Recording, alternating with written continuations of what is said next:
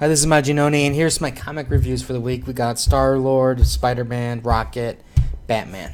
All right, Starlord overall was a decent read. The artwork was pretty good. You have an introduction of some new intergalactic space alien villains, the Slaughter Squad. You have the ongoing relationship with Peter Quill and Kitty Pryde, which is not going well for him. But most importantly, what's going on is this book is actually giving you a little step up about the Black Vortex, which is the big crossover with Guardians of the Galaxy and the X-Men. And personally, I think that the Black Vortex is just one more story that's too much in already a crowded shelf space. It's like you got the Axis, you got the Secret Wars, you have in April the huge Convergence storyline for DC, which is like 86 issues spread out over 3 months. So it's basically DC's trying to push Marvel off the shelf. Marvel responds in kind by doing crossovers and other big events. It's just getting ridiculous. I'm getting fatigued for this stuff because it's just too much. Way too much. But anyways, if you're interested in the Black Vortex, pick this issue up because this gives you a little insight. Alright, Amazing Spider-Man number 9, SpiderVerse Part 1.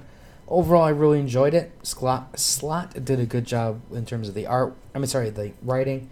The art, I think, was really good too.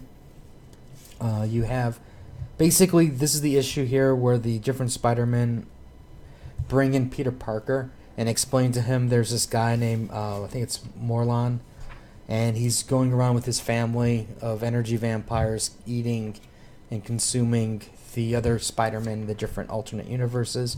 For fan servicey stuff, you get Spider-Ham, you get Mayday Parker, you get the Gwen Stacy Spider-Man. So, if you've been getting all the other miniseries that have been going around with the Spider-Verse, some of those characters are all highlighted. And overall, I think since I haven't been getting a lot of that extra side stuff, for me, this did the job to put me right into the story, and I didn't feel like I'm really missing anything. I'm sure there's stuff I'm missing, but overall, I think it did a good enough job to just get me started. And I've really enjoyed it, and I'm really looking forward to seeing how this is going to end. Okay, Rocket Raccoon, number 5. I love Scotty Young's artwork, but if you're looking for a story, there's not a lot of words other than "I am Groot," which is said over and over and over again.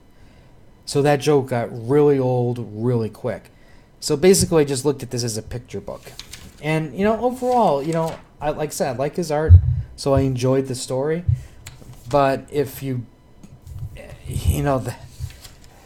they gotta tone that "I am Groot" down a bit because this was like overkill. But this isn't for everybody. This is definitely not a jumping on point, but like I said, for me, it was amusing.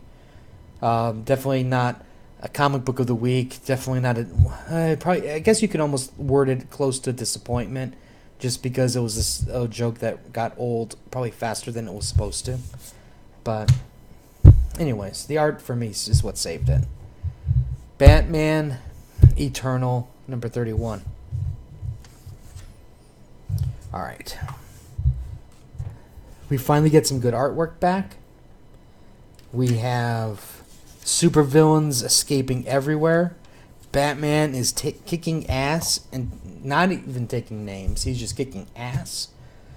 Taking down the villains one after another as they're trying to hurt the police, fire people. You have a nice team up between Bane and Alfred. And Alfred's taking care of business, even though he suddenly miraculously is cured of the Scarecrow gas. Overall, I really enjoyed this issue. For me, this is what it needed to do to get the job done, for me to enjoy, to get me wrapped up back into it. Because I'm telling you, this Joker daughter nonsense, man, that just, there's nothing that turns me off more on a book than the Joker's daughter. And this really put me right back into it. And it's, the ending was very satisfactory, and it made me want to get to the next issue. And I think that's what, in terms of a weekly book, you have to really be careful with fatigue. You can't let the story drag too much, because since it's a weekly story, you don't want people to lose interest, with the slowness or dullness of the story. So this really said just wrap me back in, grab me, pull me back in, and I really enjoyed this issue here. So hopefully for the next couple issues we can keep up that momentum. And like I said, by putting in better art, that certainly does help.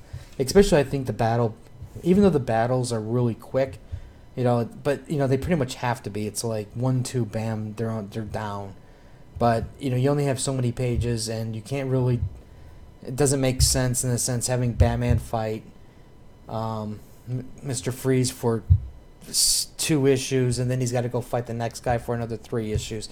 That works in a manga sense, but it's a little bit more different in the American comic readers. They can't handle that kind of action.